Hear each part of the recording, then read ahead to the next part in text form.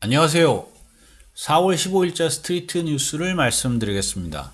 오늘의 뉴스는 비트코인 거래소 기업인 코인베이스가 미국의 나스닥 거래소에 직접 상장을 했다는 뉴스입니다. 널뛰기 주식시장 기업 공개에서 850억 달러의 가치평가를 받은 코인베이스가 나스닥에 코인이라는 티커로 상장을 했습니다.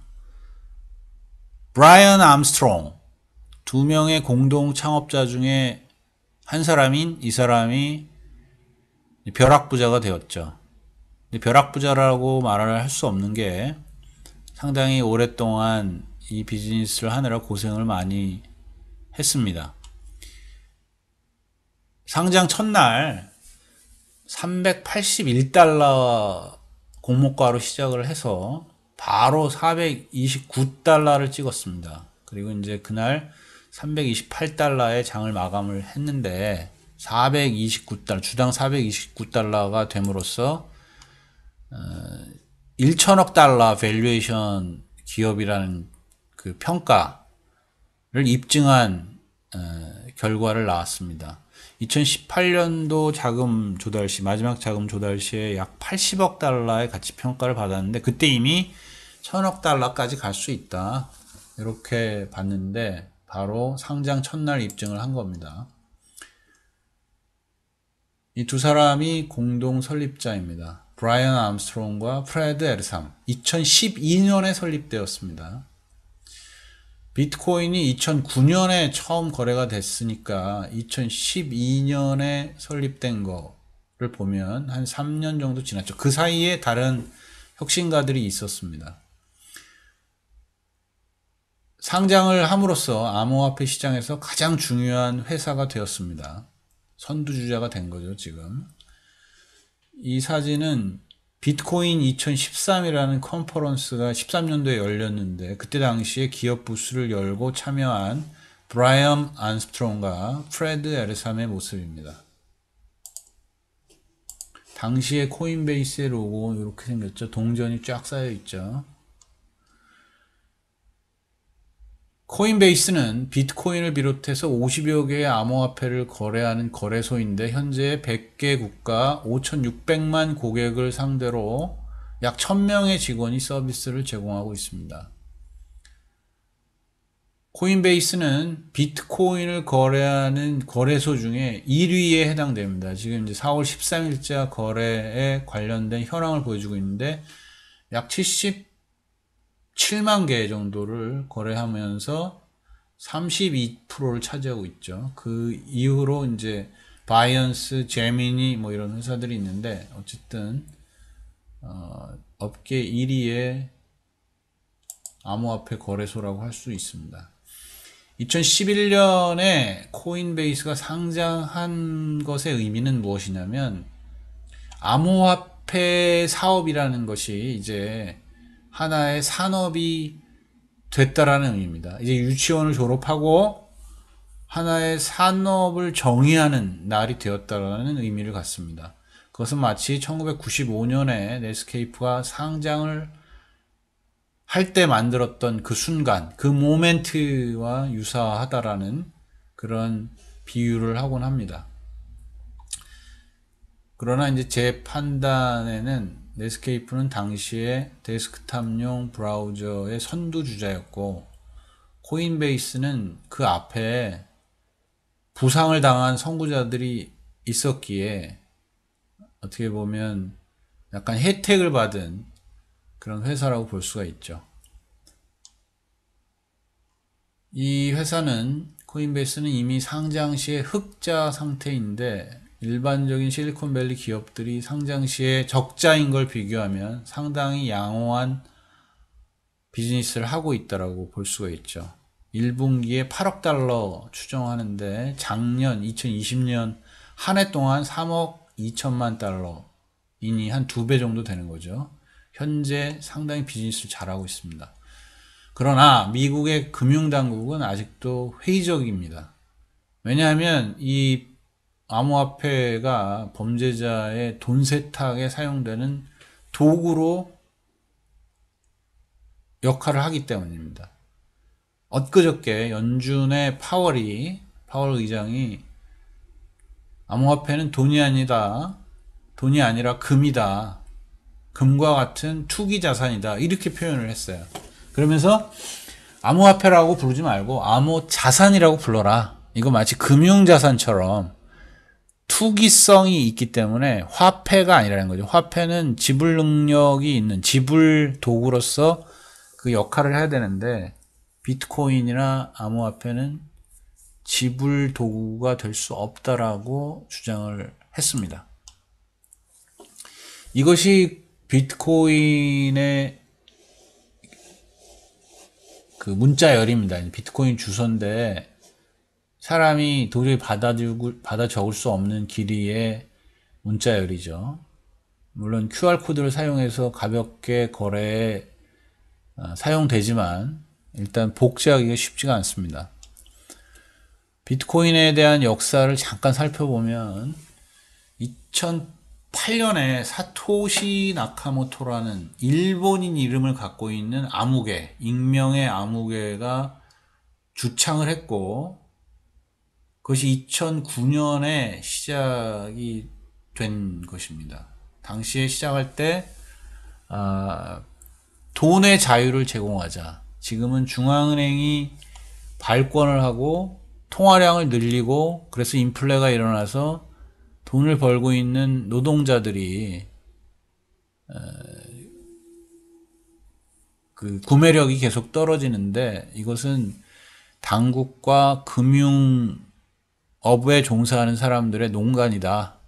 이런 이제 마인드를 가지고 분산형 장부, 은행 장부, 분산형 은행, 중앙 방식이 아니라 분산 방식의 은행 장부를 도입하자 해서 만들어진 것이 이제 비트코인입니다. 그것이 암호화폐의 효시죠.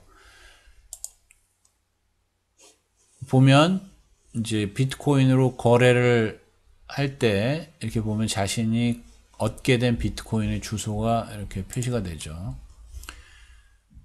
비트코인이 최초로 실물 상품을 거래하는 데 사용된 건 2010년입니다. 미국에 사는 라즈로라는 사람이 관련된 사이트에 자기가 1만 비트코인 줄 테니까 피자 한 판만 사줄 사람 없냐고 물어보니까 영국에 있는 암흑의가 국제전화로 이 라즈로라는 사람 집 근처에 파파존스에 전화를 걸어서 피자 한 판을 보내줬습니다.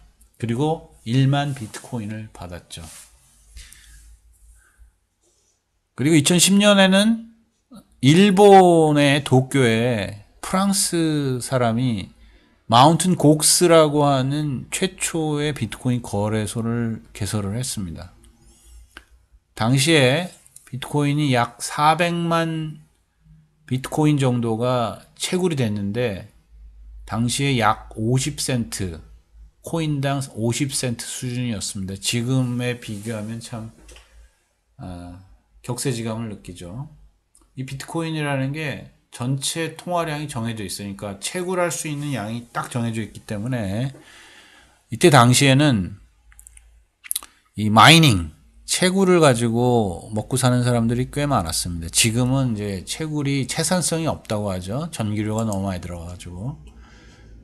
지금 이 사진에 있는 데니얼 무로스라는 사람은 초창기의 비트코인 채굴업자 중에 한 사람입니다. 집에 이렇게 지하실에다가 조립 PC를 잔뜩 갖다 놓고 비트코인을 채굴하고 있는 장면입니다. 2010년에는 비트코인 유명하게 되는 계기가 있었는데 바로 위키릭스, 어산지라는 사람, 미국의 정보 당국의 비밀 정보를 폭로하기로 유명한 어산지라는 사람이 운영하는 사이트죠. 위키리크스. 그때 당시에 그 폭로로 인해서 미국 당국이 그 금융 거래를 이제 차단시켜 버리니까 이 어산지한테 기부금을 낼 수 있는 방법이 사라졌었습니다. 그러니까 이제 PC월드의 한 기자가 그럼 비트코인으로 기부를 하자라고 제안을 했고 그것 때문에 많은 사람들이 이제 비트코인을 각인을 받게 된 거죠. 사토시라는 사람이 이제 신비의 인물인데 실제 누군지 알 수 없고 실제 일본 사람인지 알 수 없을 정도로 영어를 잘 쓰는데 마지막으로 영어로 한마디 쓰고 사라졌습니다. 이때. 야, 이때가 기회다. 이렇게라도 우리가 이 비트코인을 확산시키는데 도움이 된다면 잘 활용해 보자. 이렇게 말을 하고는 사라져 버렸습니다. 마지막 포스팅이라고 해요. 물론 최근에 일본인 어떤 엔지니어가 이름이 똑같아가지고 이 사람이 그 사람이다 라고 해서 언론에 나오니까 한 번 더 글이 올라왔다고 해요. 그 사람은 내가 아니다 라고. 자, 2011년에는 실크로드라는 사이트가 비트코인을 채택을 합니다. 이 사이트는 문제시가 되는 게 마약이나 불법적인 상품들을 서로 매매할 수 있게 중개해주는 사이트인데 결국 뉴욕의 상원 의원이 이것을 비난하게 됩니다. 더 유명해졌죠. 그래서 2월 달에 1달러였다가 6월 달에 31달러로 올라갑니다. 2012년에는 그 전에 바로 직전에 마운튼 곡스가 해킹을 당해가지고 2달러까지 내려갔었는데 2012년 7월에 7달러 수준에 머물러 있었습니다. 그러다 11월에 블로그 소프트웨어로 유명한 워드프레스사가 비트코인을 취급하기 시작한다고 발표를 했고 2013년에는 레딧, 우리를 치면은 이제 블로그 사이트죠. 블로그 여러 가지 종류의 그런 블로그 사이트를 운영하는 레딧이 비트코인을 취급하기 시작했습니다. 그저께 게임스탑도 이 레딧의 사용자들이 대동단결해가지고 공매도 세력들을 눌렀던 것처럼 많은 사람들이 사용하는 그런 블로그 사이트입니다. 여기서 비트코인을 취급하기 시작하면서 4월에 104달러까지 올라갔습니다. 그리고 그 해에 찰스 슈렘이라는 사람이 빗인스턴트라는 거래소를 설립합니다. 이 사람의 취지는 마운튼 곡스 일본에 있는 그거 뭐 해킹도 많이 당하고, 그 다음에 이거 자체가 분산 체계를 표방하기 때문에 거래소도 하나가 아니라 여러 개일수록 좋지 않겠냐 해가지고 이제 거래소를 만드는데, 당시만 해도 상당히 반대 세력이 많았죠. 반대하는 금융 당국과 월스트리트에 있는 많은 금융 기업들이 반대를 했었죠. 그런데 이 사람이 이제 만든 이 빗인스턴트라는 것 때문에 거래가 많이 일어나서 184달러까지 올라갔습니다. 그러다가 2014년에는 갑자기 이 빗인스턴트라는 사이트에서 6시간 만에 266불에서 117불로 폭락하는 일이 일어나는데, 그 이유가 이제 마운튼 곡스에서 도난 사건이 일어나면서 비트코인을 잃어버리는 거예요. 잃어버려가지고 누군가 해킹으로 훔쳐가 버리면서 마운튼 곡스가 파산에 이르기까지 하는 그런 사건이 일어났습니다. 계속해서 비트코인이 이슈가 되는 거죠. 여기 사진에 보는 것처럼 지금 이 뒤에 있는 사람이 마이크 콜드웰이라는 사람인데, 이 사람이 동전을 사용해서 실제 물리적인 비트코인을 제작해서 판매를 합니다. 여기에 비트코인 주소와 그 다음에 관련된 기억장치 이런 것들을 심어가지고 판매를 하는데 상당히 비즈니스가 잘 됐습니다. 그리고 무엇보다도 이게 마치 비트코인의 상징인 것처럼, 비트코인은 디지털 화폐임에도 불구하고 실물 동전으로 아이콘화돼서 많은 사람들이 이걸 가지고 기억하게 됐죠. 그 다음에 2014년에는 지금의 쿠오모 주지사, 쿠오모가 비트코인 기업들을 소환을 합니다. 관련된 기업과 관련된 투자자들을. 뉴욕주 주지사였던 쿠오모는 돈 세탁과 테러에 비트코인이 활용된다라고 판단을 해서 파이낸셜 서비스 특별 국을 만들어가지고 조사를 대대적으로 합니다. 그 중에 빗인스턴트의 찰스 슈랩은 30년형을 구형받게 됩니다. 여기 사진에 보면 이렇게 족쇄를 차고 있는 모습인데 전자 팔찌를 끼고 살았습니다. 그 재판이 진행되는 동안. 당시에 소환장을 받은 기업들 목록인데요. 거기 보면 빗 인스턴트가 있죠. 그리고 빗페이, 코인어블, 그 다음에 코인베이스, 코인랩, 코인세터, 드월러, 이코인 뭐 이렇게 있는데 여기 보면 코인베이스가 나타나죠. 네. 바로 코인베이스 2012년에 만들어진 코인베이스가 이때 소환장을 받은 당사자들 중에 하나인 것이 나타났습니다. 이쪽에 오른쪽에는 이제 투자자들입니다. 여기 보면 구글 벤처스도 있고 그 다음에 쌍둥이 투자로 유명한 윙클보스 캐피탈 매니지먼트라는 회사도 있고 안드레슨 허로이츠라는 데도 있고 이게 이제 마크 안드레슨과 허로이츠가 같이 만든 투자 회사입니다. 이게 넷스케이프 개발자죠. 근데 이런 회사들이 다 소환을 당해가지고 수사를 받았고 그 중에 이제 마약 거래에 활용된 실크로드의 그 비트코인이 팔려나가게 만들었던 빗 인스턴트의 사장이 이제 잡혀 들어간 거죠. 비트코인은 결정적인 계기가 상원 의원들이 모여가지고 특별 청문회를 엽니다. 암호화폐의 유용성에 대해서 알아보기 위해서. 그래서 관련된 당사자들을 다 불러가지고 청문회를 했는데 그래서 결론이 뭐냐면 암호화폐는 유용하고 도입을 검토해보자 라고 결론을 내린 거예요. 그 바람에 $1000까지 폭등을 했습니다. 2014년에. 그러니까 2012년에 만들어진 코인베이스는 진짜 절호의 찬스를 만난 거죠. 원래 기업이라는 게 천일야화라고 2년에서 3년 정도 되면 그 사이에 망하거나 아니면 흥하거나 하는 건데 2년 남짓한 세월 안에 이렇게 결정적인 입법자들이 암호화폐를 검토를 하고 긍정적인 결론을 냈다라는 것이 이 회사로서는 아주 천우신조였던 거죠.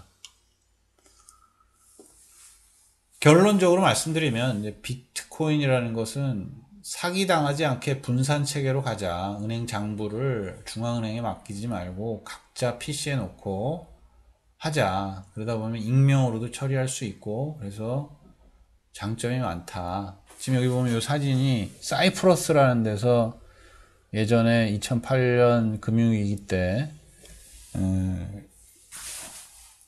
이 뱅크런이라고 그러죠. 현금 인출 사태, 현금 인출을 하게 되면서 사람들이 은행을 불신하게 되는 그런 사건이 있었는데 바로 이런 것 때문에 금융당국을 못 믿겠다라는 거죠. 그래서 자치적인 은행 시스템을 만들자 해서 만들어진 게 비트코인이고 그 이후에 나온 암호화폐들도 똑같은 그런 철학을 가지고 만들어지고 있다고 보시면 됩니다.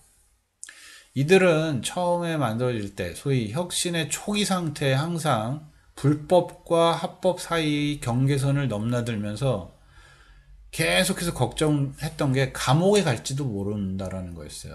아까 보시다시피 슈렘이라는 사람이 감옥에 가기도 했죠. 감옥에 갈지도 모른다는 그런 걱정을 하면서 벤처를 했는데 지금 이제 시간이 지나서 2021년 4월 15일에 우리는 약 300불 수준의 주당 300불 수준의 상장을 한 코인베이스라는 기업의 뉴스를 듣게 되는 것입니다. 비트코인 거래소 역할을 하는 코인베이스가 나스닥 거래소에 직접 상장을 했다는 뉴스입니다. 그런 의미에서 여러분들이 암호화폐에 대해서 다시 한번 생각을 해보시면 좋을 것 같습니다. 마지막으로 한 가지만 더 추가를 하면 오류 정정을 하겠습니다. 제가 찰스 슈왑이 생긴 지 얼마 안 된 회사라고 했는데 1971년에 생긴 디스카운트 브로커입니다. 오류였습니다. 그 다음에 어제 말씀드린 블러드 시너라는 건 혈전을 막는 거죠. 그래서 이제 항혈전제라고 불립니다. 우리로. 피를 묽게 하는 건데 그걸 사용하면 안 된다는 거였습니다. 제가 반대로 말씀을 드렸습니다. 오류를 정정합니다. 자, 수고하셨습니다. 감사합니다.